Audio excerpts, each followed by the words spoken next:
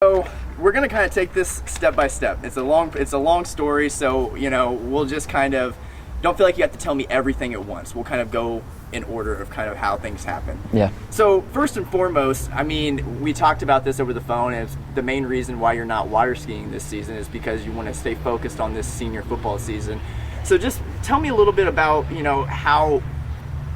Tell me a little bit about staying focused and like what's fueling you this senior season to leave it all on the football field. Yeah, Coach talked about it earlier. Really, that injury sophomore year has really been my center drive for everything that I want senior year. I feel like I've been a leader since I was a freshman. I've loved taking the leadership role and leading everybody around me. That's something that I feel really strong in and something that I love to do. So I've known that I've wanted that for such a long time. So the fact that I'm given a chance and an opportunity to do that this year, it's really made me want to go out and get it that much more. What do you think about that? Not only is this your senior year, but you guys got guys looking up to you as like a captain on this team and as a role model. But it has to come with a lot of responsibility. Yeah, it does, and it's very humbling. I mean, Coach asked me to speak to the whole team the other day at morning pregame type of stuff, and it was just a super humbling experience to be able to lead my peers and to be able to see other people looking up to me and to be in that position. It's just a really cool thing. When you talked to him, what was your message? It had a lot to do with that injury. It had a lot to do with talking about the past and about, I remember one of the things, our old quarterback, his name's Josh West, love him, he's still around today at practices and stuff, but after his senior game, I would have been, that was my junior year. Actually, it was at the end of sophomore year. He looked at me and he said, "It's all you from here." And so that really made me want to go get it and wanted it so badly. And then baseball season came around and I got hurt, and that was kind of the hardest part about it. So that's why I was working so hard to get back, so hard to be with the team, get back to workouts, and I wanted that quarterback spot. But like Coach said, I wasn't ready for it yet. But I'm back this year and I'm ready to go, and I'm super excited. Was that tough? Like, did you understand his decision at the time, or did it take you a little bit to be like, man, he's right, I'm not ready? Oh, yeah, totally. I totally understood it. I mean, Wyatt, our quarterback last year, Wyatt Amos, awesome dude. He led the team super well. I learned a lot from him in leading the team, and it was awesome to be able to look up to him and see everything that he did. But I mean, part of the biggest thing that we did last year is this thing called TMT camp, is where we really grind down our footwork, work hard with our team chemistry, and he was in that quarterback role. So the fact that he had that whole 7 practice and 3-day span with the team, running one-on-ones, running all of our footwork drills with the team, the fact that he was in that position just made it that much more strong and above me. But I was still there to back him up, see what he was doing, learn from him, and then eventually take the field elsewhere. Good deal. So we'll get into the injury in just a second. First thing I got to know about this water skiing stuff, man. It seems pretty awesome. How did you get into the water skiing first off? We had, back when we lived in Fort Wayne, we heard about it when we lived in Fort Wayne, and we came to like a show here and there, just learning about it. We had always been out on the boats, out on the water. I learned to ski when I was like probably 5 or 6. And it was just something that we loved. There were so many stunts, so many unique different things that we didn't do and didn't have the stuff to do. We just loved coming out and see it maybe once a year. Then we moved to Warsaw halfway through my 8th grade year, came out to 2 more shows, came out to 4 more shows the next year, and then we were like, this is something that we want to try, and we joined, and the rest is history. We've been on the team. This is our 3rd year. We love it. We have ski gear all around our garage. It's just something that we love doing as a family. So was it like just one big family meeting one night that was like, hey, let's give this a shot. Let's actually do it instead of watch? It's kind of funny how that all happened. Initially, I wasn't for it. Initially, I was like, no, I don't want to do that. It was me trying to do my own thing. I don't know what it was, but initially I didn't want to do it. So I sat out the first show that they did it. I went to a practice here and there. They do gym practices before they go out on the water. I went to a practice here and there, and I was like, no, I don't really want to do it. I sat out the first show, and then after that I was like, you know what, I kind of don't like sitting on the sidelines, and if this is something my family's going to do, I want to be involved with it. So I started going to more practices, and the very next show I was in, part of it, and it was just a super fun experience to be able to be with all the new people and create a new family there. Cool. So as you've gotten your tricks down and everything, what's your favorite thing to perform on the water? Probably the jump. It's just a super fun and exhilarating thing to do, either jump or barefoot. Barefooting's exhilarating. It's 42, 45 miles an hour across the water on your bare feet. It's just a super fun thing to do, skiing without skis. It's ridiculous. It's crazy. So first, tell me about jump. Like, for somebody who may not know a lot about water skiing, like what's a jump? The jump is like, you got wakeboarding. Lots of people know what wakeboarding is, where you're just jumping over the wake, doing all the fancy tricks and stuff like that. But for skiing, a jump is stay in one place, kind of like a snowboard jump or a ski jump, and it's just staying in one place, and the boat pulls you right over it. But it's a very different type of experience than most people would expect. It's a lot of it's core, a lot of it's stability, and the second you hit that jump, your body just wants to flail everywhere. So you have to stay super tight as you go over. Just a lot of different things to think about, and it's a lot harder than it looks. So, and these are like ramps that are put in the water that you go over, right? Mm-hmm. Yep. Wow. Okay. And then you kind of explained it, but just so what's barefoot? Barefooting, most people start by doing this thing called drop skis, where you get in, you're kind of just standing on a board, and you just have the front binding, so your foot is totally free to just step out of the ski whenever you want. So you're going, you get up to speed, you take one foot out, put it in the water, and as you're going, and you get up to speed and you feel enough weight on that right foot, and then you can flip the other one out, and bang, you're skiing without skis. How long did it take you to master that one? There's a lot of steps in learning that one. There's this thing called a boom that just hangs off the side of the boat that you drag behind the water, and you don't take many hard falls. You just drag behind the water, and then you flip your feet around and stick them in, and that's when you start to learn the form of it. And then once you get better at that, then there's a short line that you attach to it. So there's a lot of different steps to be able to do it. But I learned that one in probably about, I actually think I learned that one in a day. Right on. Now, just overall as a team, have you guys won any awards? Yeah, I think we've won Division II Nationals 4 times, which is teams all around the country. One team host for the year. We've won Division II Nationals 4 times, I believe it is. And then last year, I think we came in 7th or 9th place at Division I Nationals. Wow, that's awesome. Yeah. Now, obviously, being with a family of water skiers, it's probably tough for you to be sidelined this season for not being able to do it with them. But what led into your decision of not doing that this year and focusing on football? Towards the beginning of the summer, coming right out of quarantine, before we were doing football stuff, I was skiing. I was doing most of this stuff. Right as soon as we started getting into game days, though, for football, it kind of just hit me like I only get one senior season, and I'm in a very good position to succeed with this team.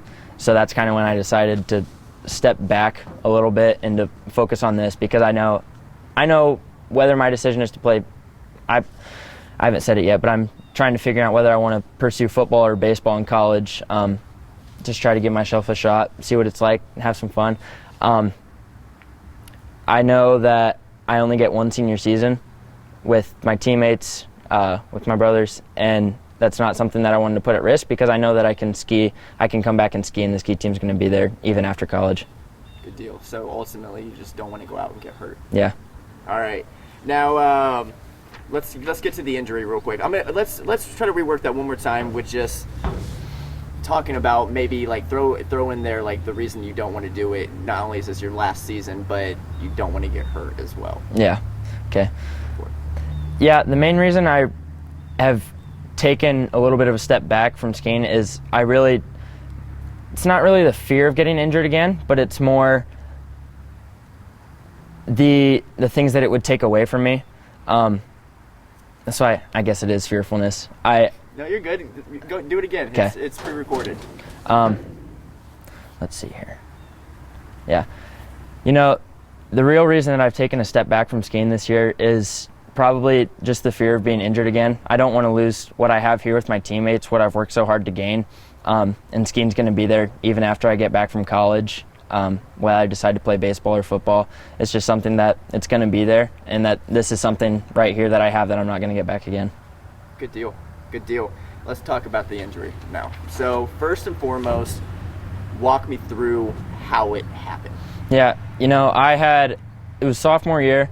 I had started on JV, kind of worked hard, showed coaches that I wanted a shot at varsity, so they gave me a starting role on varsity. I played, I think, about 2 weeks, started center field on varsity, started third base a couple games. But as I had gone through that, I worked my way into a starting role. I think it was against Plymouth. It was the 6th of July. I'm going to restart that. You're fine. So sophomore, start from there. Yeah. So yeah, it was towards the end of sophomore year. I'd worked my way into a starting role on the team, started center field, started third base a couple games, and we were playing Plymouth, and it was about the first or second inning, and there was a high pop fly. Was coming quick between me and the left fielder. I was playing center field, and we were both going. We're both super aggressive players. It was Gage Lyon. I love that kid. He's a really good friend of mine. But we were both flying towards the ball, full speed ahead. We're both super aggressive players in both baseball and football, and neither of us called off, and we both dove for it, and Gage's knee came right into my stomach, and I didn't know it at the time, but I kind of just felt like the wind got knocked down on me, felt some whiplash, felt it in my neck a little bit, didn't think that it was referred pain from my stomach, to which our trainer, Corey, told me that it could have possibly been a spleen injury. So he saved my life, most likely, on the field that day. But I kind of just fell off. I knew I didn't feel good enough to play the rest of the game, so I sat out, and then I was sitting in the dugout, and it just progressively got worse and worse, and he said to go to the hospital, and that's when everything took shape, and I realized what all was to come. Wow. So, initially, besides his recommendation, you initially thought, hey, no big deal. I'll get better. Yeah. Wow. But let's see. When did you talking about it progressively getting worse? Walk me through was it at a Warsaw hospital that you originally went to? Yeah. We went to Parkview.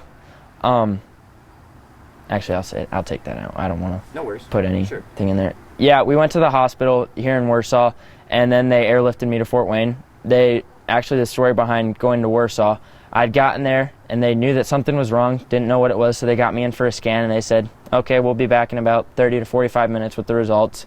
And they came back in 5 minutes later and said that I had blood in my stomach that I needed lifted to Fort Wayne. And that's when kind of everything started progressively getting faster and faster and faster and faster and faster. And that's when, it hit my mom, it hit my dad, it hit me. And as I got to Fort Wayne, we were going through everything, I got into the surgery room, and they were kind of assessing things, and then slowly, more and more of the doctors started leaving the room. And then I didn't realize at the time, but my dad said that was such a heartwarming thing, because the more doctors left the room, the more he knew things were going to be okay, and the less people that they needed to be taking care of me. So he saw that as a very good sign, told me the next day, which I hadn't even realized, which was really cool. And they gave me 3 options. I could have gotten surgery, I could have gotten an injection to see if it was still bleeding, or they could just let me sit, give me medicine, and see what happened and let me heal. And the doctors decided to give me medicine and let me heal. So I was in the hospital for 5.5 days, just getting better. Pain was still there when I left. It wasn't near as bad, but that was our option going in. Wow. So when you first got there, what were the doctors saying? They said about 50-50 chance of playing contact sports again? Tell me about that. Yeah, when I first got there and was finally stable and had gotten through all of the entry-level things, prepping for surgery before they had assessed everything, he had told me, obviously, Coach said it, my first question was, am I going to be able to play sports still? And at first, he gave me a 6-month recovery time. They didn't know if I was going to be able to play contact again, but the shot at being able to play any sports again was 6 months. So they told me that, and I kind of worked out in my head I was going to be able to come back. I think I worked it out. I was going to be able to come back for the sectional game, the very first sectional game that my junior season of football, and I was going to have to sit out everything over summer. But then as I was kind of going through the workings, going through recovery, they told me that things were going really well and that it would actually be 3 months. So I got released to play 2 weeks before our very first game. So I had started repping stuff full speed, finally started taking some hits, which was a really cool thing to do. Cool thing to do, getting hit. But it started to let you know that things were getting back to normal. Yep, for sure. Good deal. And walk me through that. When you first got hit the first couple of times, it must have felt a little weird, didn't it? It did. It was because, me and one of my best friends, Patrick Zollinger, he's my neighbor. One of my best friends that whole entire summer, we had been carpooling together. I think that was the first summer I actually had my license. So we were driving back and forth together, driving around, hanging out.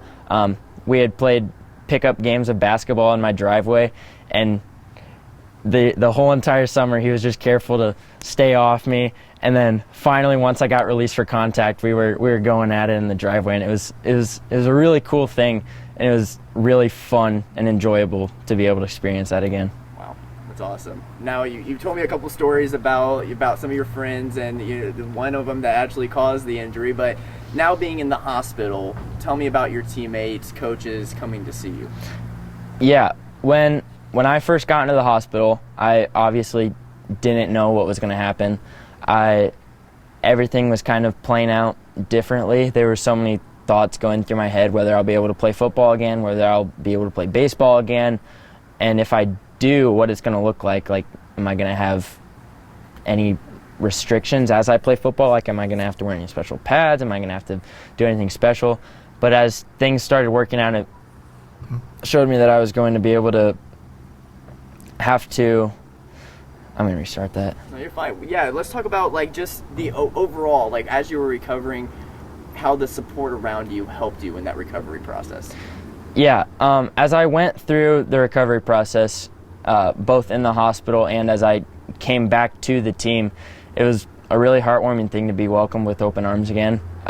It felt like I had never left. Obviously, I couldn't play to the full capability that I could. Coach said I went to TMT camp and I did a bunch of the footwork stuff, but I just couldn't get hit. So, I wore full pads, I wore bright red jerseys, so everybody knew not to hit me. So I was going through everything, but it probably felt more normal for me to get back with the team than it did to get hit again, because just being back with them and welcomed with open arms just showed me how much they cared and how much they wanted me back. That's awesome. Now, tell me the story in your version of when Coach brought you the hoodie and what that meant to you when you were recovering in the hospital. Yeah, that was probably one of the coolest things for me. One of the coolest things for me. I was just laying in the hospital bed, and my dad said, "Hey, Coach Curtis wants to know if he can come up tomorrow morning. Is that going to be okay? What are you thinking?" And I instantly said yes, because I wanted to see my coach. I wanted to see people again. He was one of the first people that was able to make it up right after my baseball coach, because he was at the field and everything, saw everything happen. It was a super cool experience because I got the Lifter of the Month award. He brought me my sweatshirt, and it was kind of a really weird experience to be able to be given an award for working hard and physically working myself, and then to be laying in a hospital bed. It was kind of a really weird experience, but it was super cool because I knew that Coach was recognizing my hard work, and I knew that Coach was showing that he cared by coming up and bringing that to me, and it was a really, really, really awesome thing to be able to experience. And now you're here. Yep. Now you're here. What would make this senior season all worth it for you? Making a really big push in the playoffs. We've all. Obviously, it's a super unique season. I'm in a leadership role on this team. Lots of things are starting to unfold for this team that have been very good. We're progressing in a lot of ways, and I just think that being able to make a really big push in come playoff time would be a super, super heart-wrenching and meaningful experience for all of us. Cool. Well said. Anything else you want to add, Aaron? I don't think so. All right, man. Coach, you've been with Aaron for quite a while. Describe 3 years. 3 years? 3 years. 3 years. Describe to me how he is as an athlete. As an athlete, and I don't want him to take this wrong, but he's an overachiever. And what I mean by that is he maximizes the God-given abilities that he's been given. And, he's not the biggest kid. He's not the fastest kid. But on Friday and Monday through Thursday, he is one of our biggest and one of our fastest, just by the way he practices. So athletically, good to above average, good to above good, but he makes himself great when it comes to competition with the preparation that he does prior to that. And a lot of that probably falls back onto his leadership skills and what he can do as a senior and as a leader. Well, he cares. He cares an awful lot about the team and the program and his teammates and his school and his community. That's rare in young people. Some people can mouth the words, Tiger Pride or we love Warsaw or whatever, but with him it's more than just words. It's a belief and it's a way of life. Now, did this happen your sophomore spring of sophomore year? Okay, this accident did? Yeah. Okay. So he ran in. Who didn't call for the ball? Gage or you? Both of us. Yeah, one of them didn't call for the ball. It was a baseball incident, and our linebacker was playing left field and you were playing center, and there was a line shot hit or high ball, and they both went for it. They both thought the other was playing off, and there was pretty significant collision. I haven't seen it. And Gage's knee went right into the side of Aaron full speed. And Corey Branham, our trainer that was on site, probably saved Aaron's life and definitely saved his spleen, because they weren't, Aaron got up and was feeling okay, but then went in the dugout for a little bit and had some numbness in his shoulder, and it was starting to feel kind of funny in his stomach, and obviously he was bleeding internally at a significant rate, which is probably not what the body should be doing. And he was filling up with blood from his spleen, and Corey sent him to the hospital, and then they airlifted him to Fort Wayne, and I got the call and was able to get over. I don't know if I got over that night, Aaron, or the very next morning, and he didn't look good. And at that time, it looked pretty bleak for him not to live. He was going to live, but any type of athletics again, and he was right. He showed me a picture of the spleen, and half of it's black, the other half looks normal, or vice versa. And what happened was the blood actually destroyed part of the spleen, so he had 51% of his spleen. Am I telling it right? And so they're like, okay, no contact sports. Well, a couple weeks go by. Maybe you can play football, because he's bugging the doctors to death, but it's going to be a long time, probably the middle of September. Then they gave him a date of August 6, 2019, and he's going to camp and coaching our quarterbacks and helping out any way he can. Well, the day finally comes. Well, he's a month behind at quarterback, at least, maybe more, and settled into a split end, a defensive back position, and played admirably, played really, really well. And then this year, he left no doubt that he was our quarterback from the get-go. Wow, that's unbelievable. Yeah. So how soon after the accident did you get a call that something had happened? I got texted that night. I can't remember who texted me, but it was within a couple hours, or maybe even less, that something bad had happened with Aaron, and was able to communicate with both his parents that evening, and able to sneak up there the next day. So it's really, he's blessed to have had it turn out the way it turned out.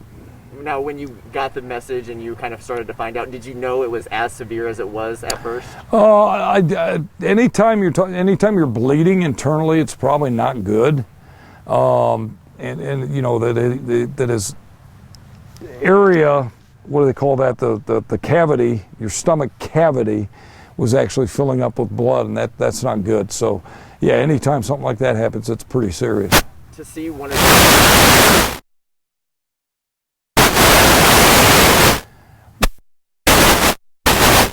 is, obviously at that age, okay, is this going to be something that, is he going to live? And the answer was yes, they got it, and Corey Branham probably saved his life by making him get checked out. And then the second thing is what shape's he going to be in emotionally, physically?